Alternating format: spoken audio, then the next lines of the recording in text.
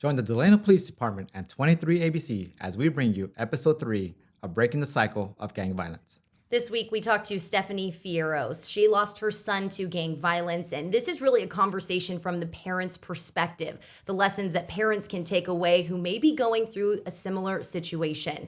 We hope you'll join us.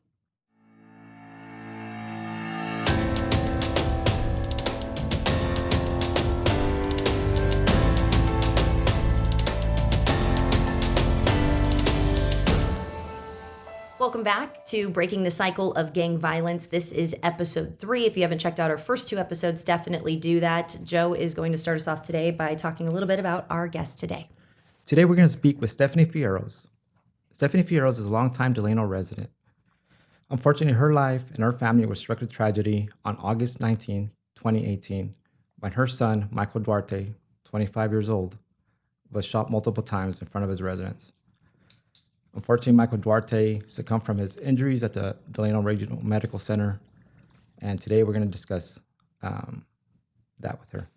All right, Joe, thanks. And Stephanie, thank you for being with us. We appreciate it and being willing to share your story. If you wouldn't mind kind of just talking and going back to the day that your son passed, and please feel free to take your time. So the day before we had spent with my son, we spent an awesome day with his sons playing football in Bakersfield, and it was just an awesome day. Well, Sunday, my son had been at home. He lived with my mom at the time. We were all at my sister's house swimming all day. Normally passing by my mom's house, if we had seen my son, I would make my husband stop. But for whatever reason, and only God knows, for whatever reason, I didn't look that way. My son was outside. And my husband had seen him. And he decided he needed to just go straight home because he had to go to the restroom and do all that stuff. We had a very long day. And when we got home, our dogs got out. I had a husky at the time and a Shih Tzu. And the dogs got out. And my husky doesn't know how to be around other dogs, so all I can hear were the neighbors' dogs wailing, crying. I thought they were getting attacked. So my husband said, "Get the keys, meet me in the alley." And meet me in the alley. So I did just that. I got the keys, and as soon as I got out of the house, I just screamed out, "Jesus, I need your help." And I'm crying, and I'm like, "Steph, that was a little extreme." Mm-hmm. It's just a dog. We got the dogs, and I had cried out to Jesus that I needed his help, and I thought, wow, that was a little extreme step. And we got the dogs in the house, and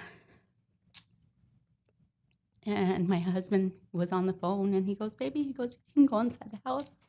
And I normally don't talk to him like this, but I looked at him, and I yelled at him, saying, "No, I'm not going anywhere." And I'm like, what is going on with me? Well, he got the phone call that something happened to my son, and it turns out that when I had been screaming out to Jesus that I needed his help, the shots were going out, so I couldn't hear the gunshots because we live so close. There were 7 gunshots.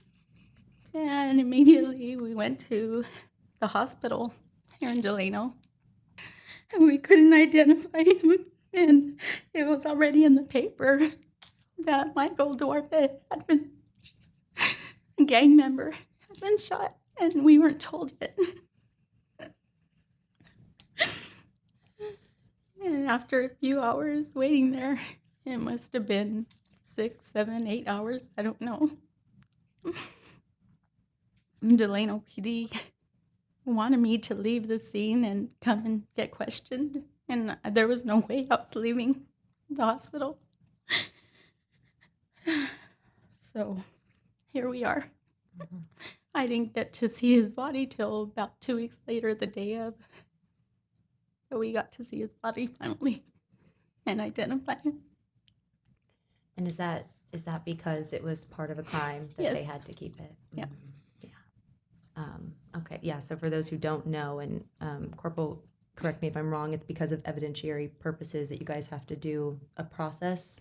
Yeah, so when we're dispatched out to a scene, we definitely have to secure the scene just in case there is anything of evidence that we can use in order to determine who committed the crime. Okay. And that obviously, as a mom, that doesn't really matter at that point. You just want to see your son. I can understand that. So I want to talk a little bit about, so that happened, and he was 25, if I'm not mistaken. Yes. So very young. He's very young. So the process after that, I mean, I know you mentioned specifically that the paper had not only listed that he was the one who was killed, but that he was a gang member. Can you kind of talk about that, other than the fact that you had just lost a son? He's also being identified a certain way. And we'll get into the history of that. But having that initially right after your son was killed, can you kind of talk about that perspective? I was very angry. Very angry. He was labeled as a gang member, but I know the whole truth of the situation. He didn't choose that lifestyle for himself. And I think that will be an important thing that parents should hear about this. So if you want to go back and kind of start with him as a child and going into high school and those sorts of things, can you give us some perspective as to who he was, what he was into, what sort of things he did, and kind of how it started to shift? Yes. My son, he was a drum player. He played the drums since he could pick up a stick. And he used to use the Tupperware and beat on the walls as a bass. And it sounded really good. We never had to stop him. Well, it's just something he did very well. And he played with the best of them. We would go and minister at Teen Challenge many times. I used to go to First Assembly here in Delano. I was worship leader, and, there with my son with me. And that's something he loved. He loved to do. And but he also had a love for cars. And he was going to Cesar Chavez. And his grades weren't so great. He would do his homework and never turn it in. I would see him do it. He wouldn't turn it in. He wouldn't put his name on it. And it's like, Michael, what are you doing? And he just got behind in school. So Why do you think that was? Why do you think he would do it but not turn it in or put his name on it?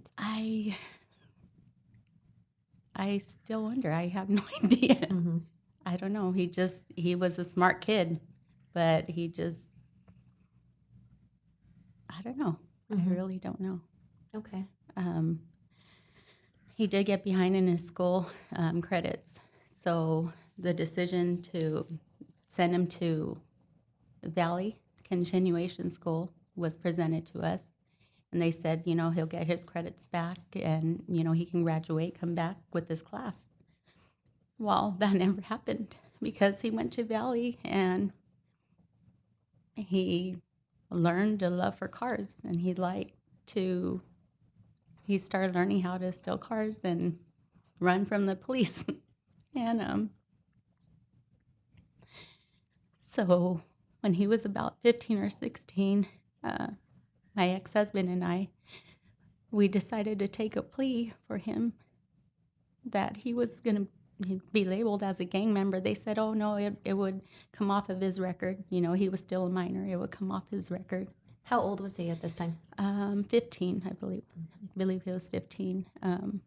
So we thought that was a lifestyle that he was just, we thought it was just a little phase. And, we took the plea that he was a gang member.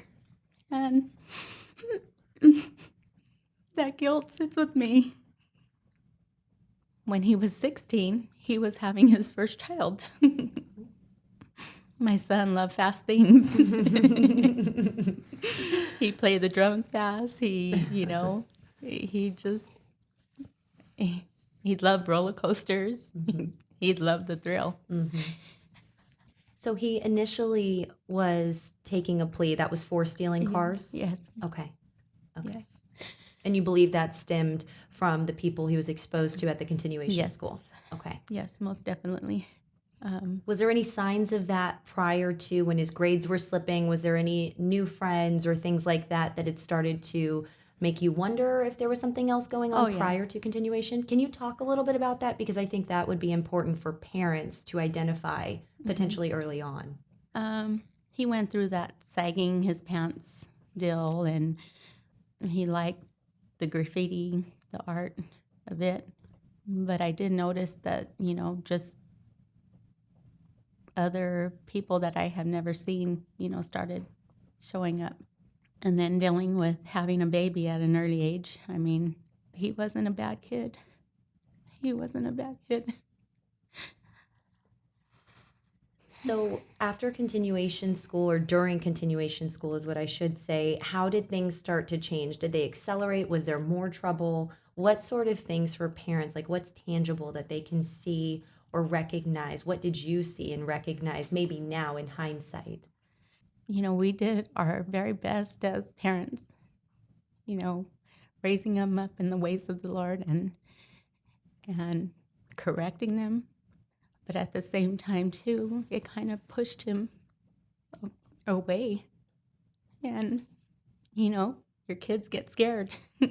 He wouldn't come home for days at a time sometimes. Do you know where he was? He would say the Momo, the hotels.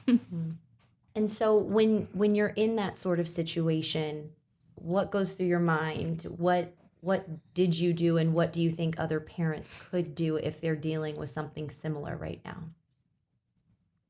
I spent a lot of my time praying. Did you feel like it was too far out of grasp at that point to be able to really pull him back in? Yeah, You did. that only God can do it.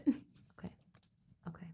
So for parents who are feeling like that, maybe they're going through something like that right now, is there anything you would have done differently, or anything you would recommend that they maybe try to do differently? I wouldn't have sent my son to continuation. I wouldn't have taken a plea. Okay. And why are those two decisions so poignant for you, or why do you feel so much guilt about those? Because it exposed him to that lifestyle. It exposed him. And maybe it could have been different. We would have just pushed through it and said, no, you're going to stay at Cesar Chavez, and you're going to, So even if maybe he had to repeat a year Yeah. there, you would prefer it be there? Definitely. Okay. Now, moving forward, once he turned 18, you said that decision with the plea deal ended up following him. Can you talk about that from your perspective and why you feel like it followed him? When he turned 17,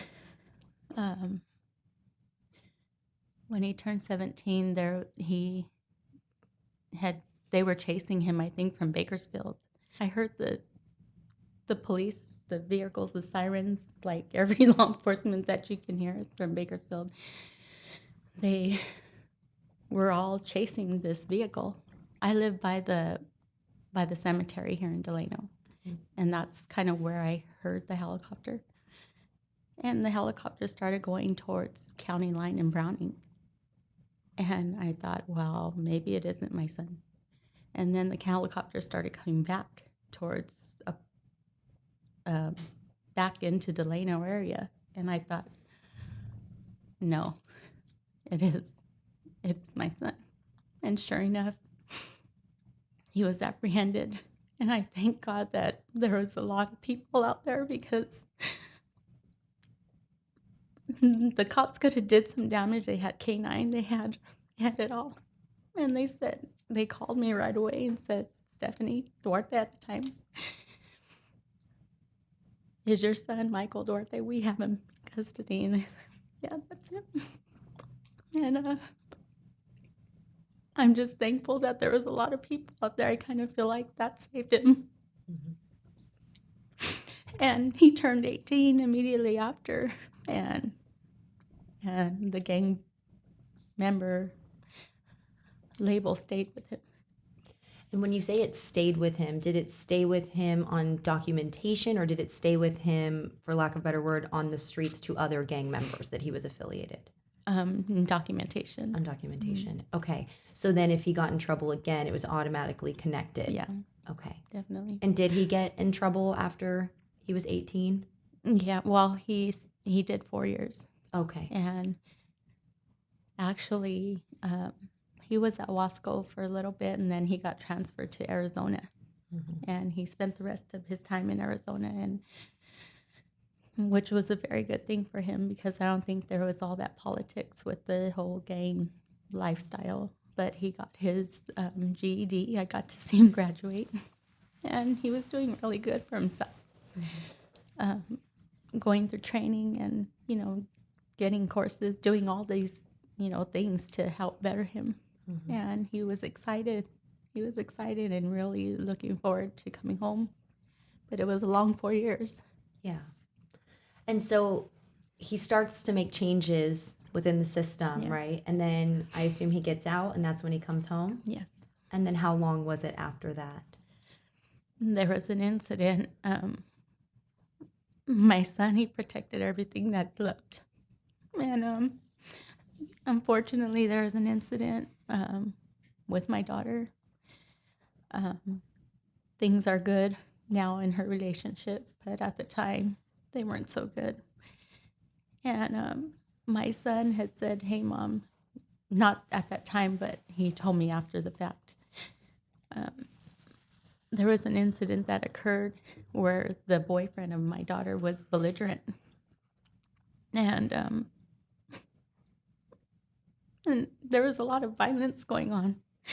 And I had to rip the baby away from him because he was drunk. And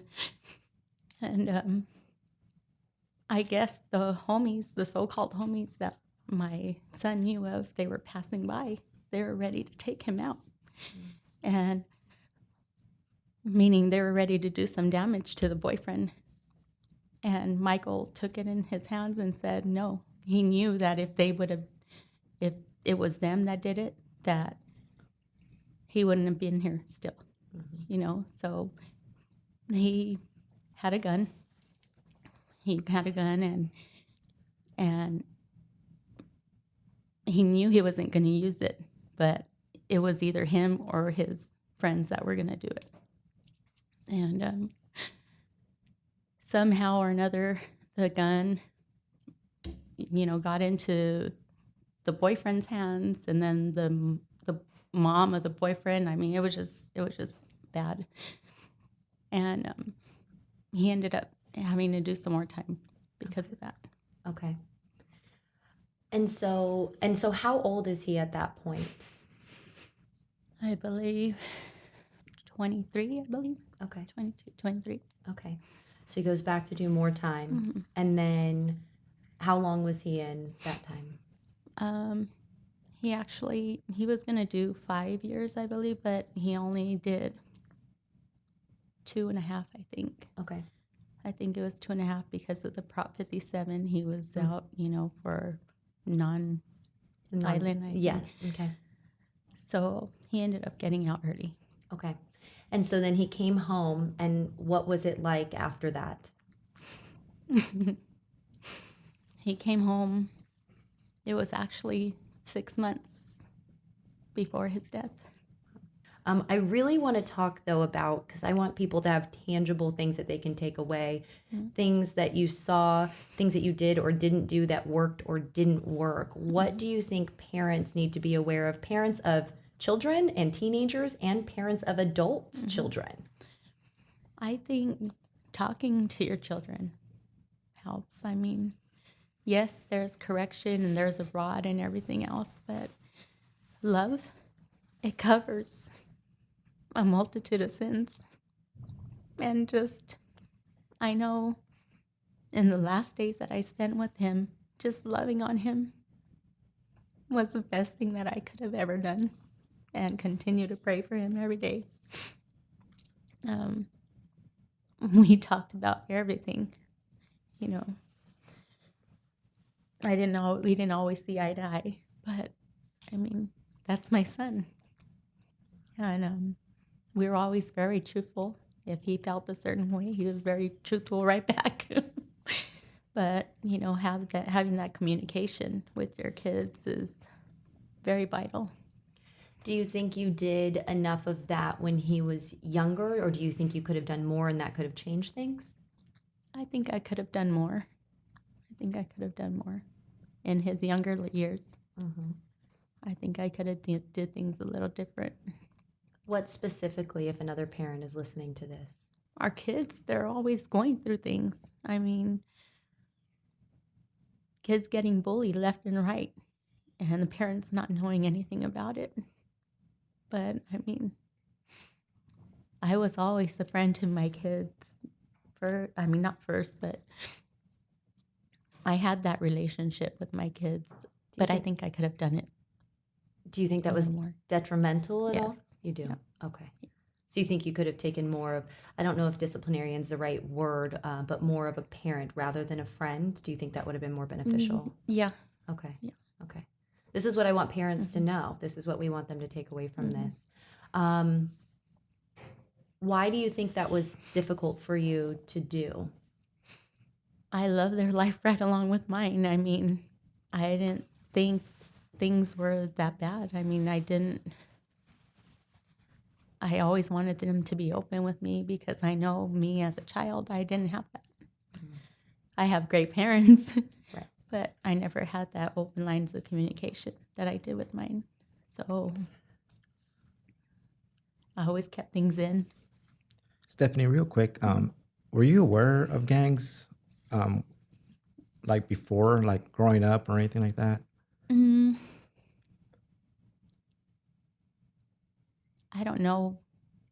So if there were signs while you were going through it, do you think you would have caught them at that point, or is it looking back now that you see the signs? It's looking back now that I saw the signs because, I mean, you just think, oh, it's just a little face. You know, they're wearing the little saggy pants or, you know. So it was the clothing. Mm-hmm. It was some friends that popped up. Yeah. What else was it? I know he had been dabbling into drugs. Do you know what kind? No. Okay. No. I think there was one time, looking back now, I think there was one time he was probably having an overdose and I thought he was just sick. And so was this all happening rapidly? Was this happening within, what was the time frame? Weeks, months, year? For when you started seeing the saggy pants, the friends coming around, potential drugs, or what did it, how quick did that evolve? It was very quick. I mean, when he didn't even finish the continuation school, before he went into state prison, he was doing time at Crossroads. He's always been in the system pretty much. Do you think that was detrimental? Yes. So for people who are outsiders who say, well, what are we supposed to do? Mm-hmm. If they're getting into trouble and we've tried talking to them, we've tried, maybe suspension from school, et cetera, what do you think could have made a difference? What do you think could have been done differently to potentially pull him out of that cycle? It all started when we made that decision for him to go to Valley. That's pretty much when it all started, because before then he was in sports, he was playing the drums. Even though he had started with, some of the baggy clothes and some that of the didn't friends. Start until Valley. Okay. Yeah, that didn't start until. There were some signs, though, I think with grade slipping that maybe now in retrospect probably was a little bit of a precursor. What were those signs, and do you think you could have stopped those prior to? Because you took the plea, obviously, because there was some incident that happened with stealing cars, right? So that happened, but then you think it accelerated because of Valley. So I understand that, but there was obviously something going on beforehand. And that's, I think, where we're trying to get parents to catching it beforehand. So what was it, or what did you see, or what could have been done differently, or what do you think could be done differently instead of just putting them into a system, so to speak? I think if I would have taken more time to, make him work, make him work to get those grades up, you know, not been so slack. Well, let's just send you to Valley and, you'll get your grades. You'll graduate with your class, maybe then. Okay. Been more firm on that. What was the home life like growing up? What did that household look like prior to any of that? It was a house of love. We grew them up in church. And it was a 2-parent household? Yeah. My ex-husband, he was in the military. So he spent a lot of time away, always deploying every 6 months. We were in 29 Palms for 7 years. And so we got married at a very early age. We were 18 right after high school. We got married, we had Michael, then we had my daughter. And so we were all growing up together, all making, we were all just growing up together because we were very young. But other than that, it was a 2-parent. Yeah. Did you work too Yes. at the time? So I was on parents and both off were little working. Okay. little jobs. He's working with the state now, as so am I. And the reason I was asking is because we've interviewed a former gang member, and he said he came from a single parent household. His mom worked a lot, but that wasn't the stereotypical thing, is what I'm trying to get at. Your household was different. You were young, but it was different. Yeah, there was a lot of love. I mean, we always had family events. Our family was very tight. It sounds like from what you're explaining, some of his best qualities that you feel, his protection and his willing to do whatever he can for the people he loves, were also his faults. Yeah. So if somebody has a family member like that or a child like that, how do we shift that direction so they don't get involved into gangs and don't go to an extreme? My son was very stubborn. He was a Taurus. He was a bull. So he had his mindset. So do you think he was just so in his own mindset that from your perspective, you individually, there was really nothing else you could do other than pray, which I heard you say multiple times is what you were doing desperately, it sounds like. Is there anything that you look back on other than the continuation school and the plea deal that you feel like maybe I could have tried this, or could have taken this one in particular situation and done something differently? There was also something that I think I needed to address, which was my trust in law enforcement, that I think played a big part in his death. A few weeks before he had passed, what are the protocols to when someone is picked up? When someone is arrested? Arrested, yes. Okay. How old is he at this time? He 25. Okay, 25. Usually what happens, we'll arrest them, we'll bring them here, we'll take their photograph, we'll do what's called the probable cause declaration. As soon as we're done with that, then he gets transported, depending on it's a misdemeanor or felony. If it's a felony, he get transported to Central Receiving Facility in Bakersfield. Okay. Now, what if he wasn't? What if he was innocent and you let him go? Would you have him get picked up here?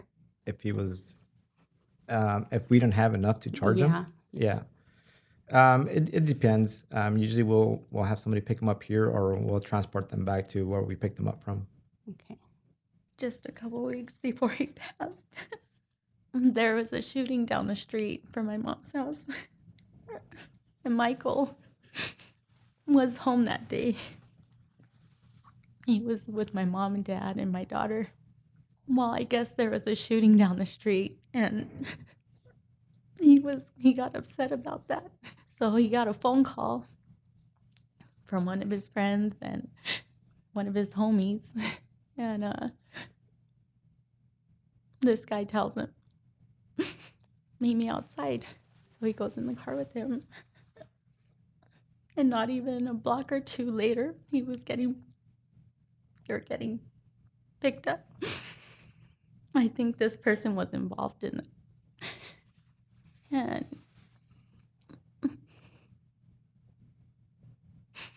when I came home, there was a few cop cars in the front of the house. It was like he was being made a spectacle out of. And he was in handcuffs. And then they released him in the front of the house. And I just thought, what's going on? If he's this known gang member, why are they releasing him like that? It just didn't look good. When I talked to my son after he was let go, he told me that he was going to be charged if he didn't tell the cops who did it. He was going to be spending the rest of his life in prison for something he didn't commit. What he shared was that, if you want to know who did the killing over there, just look at the video cameras. And I said, Michael, but that's their job. They're going to do that anyways. He goes, Mom, but you don't understand. He goes, now I'm considered a tyrant. And shortly after that, he died. So you believe it was because of the incident that he was not related to, but because he was picked up? Yeah, so that you believe that led to his death ultimately. Yeah. Okay. Throughout our experiences, I know since Chief Navarez has come in, things have been going awesome. I mean, things are turning around. Things are going good. But I really feel like there had been some bad cops. There's good people, there's bad people. There's good cops, there's bad cops. And personally, I had lost a job because a cop had labeled me as Michael Duarte's mom, and there was a stealing, and I ended up losing my job. And it took a lot for me to, if I didn't know who I was in Christ, that would have just devastated me. This whole killing with my son, me going through cancer and, all these things that I've gone through. If I didn't know who I was in Christ, I wouldn't be here today. And I just feel like I need to be his voice because I know good things are happening now with the PD, and I appreciate that. This has been really hard for me, but I just feel like I needed to be his voice. There was an incident where my daughter had come in because something had happened to her, and she came in for help. And she ended up getting apprehended because they didn't believe her because she was Michael Duarte's sister. And so our trust has been broken, the law, I work for the state. But as far as Delano PD, I know things are changing. I know things are in a better place. And you guys are really,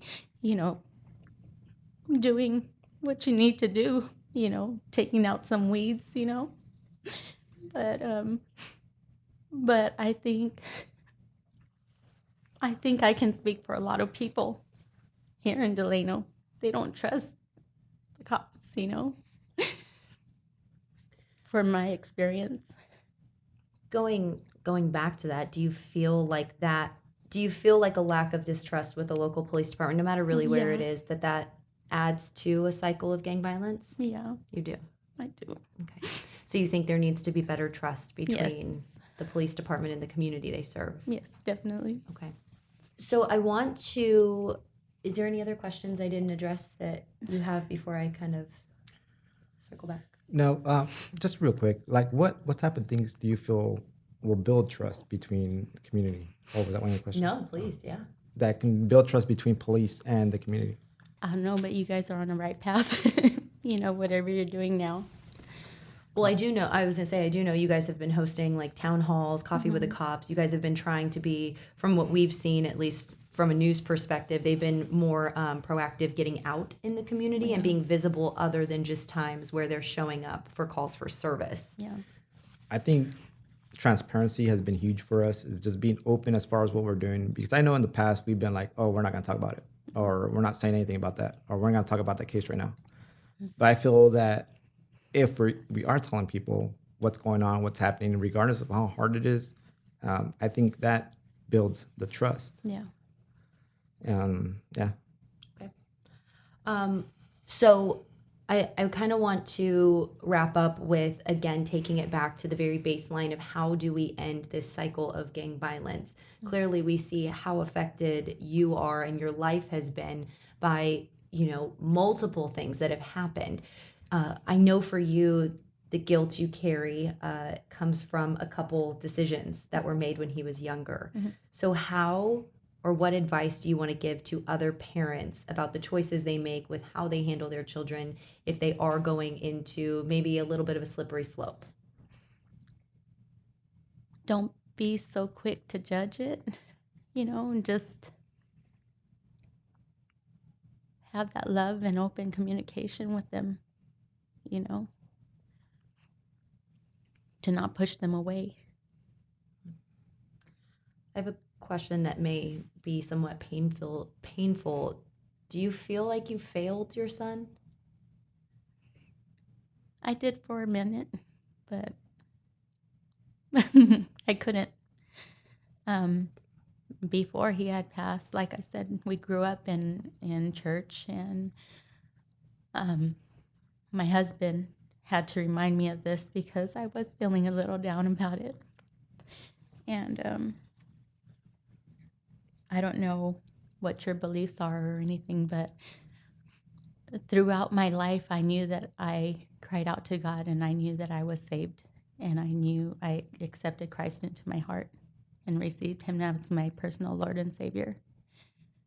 But it didn't dawn on me until the last couple months with my son that I know I did it for myself, but did my kids do it for them?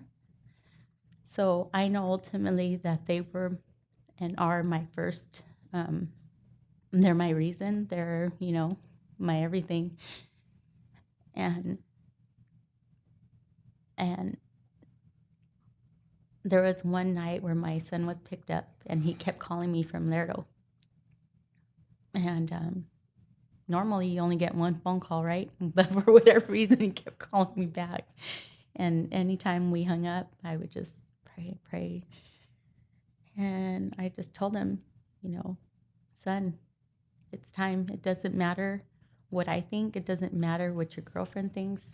It all boils down to your relationship with Christ, and because he wanted the change. He wanted the change. He was tired of, he said, excuse my language, his life going to crap, But he was actually on the right path. He had just got a new job. He was waiting for his schedule to come in.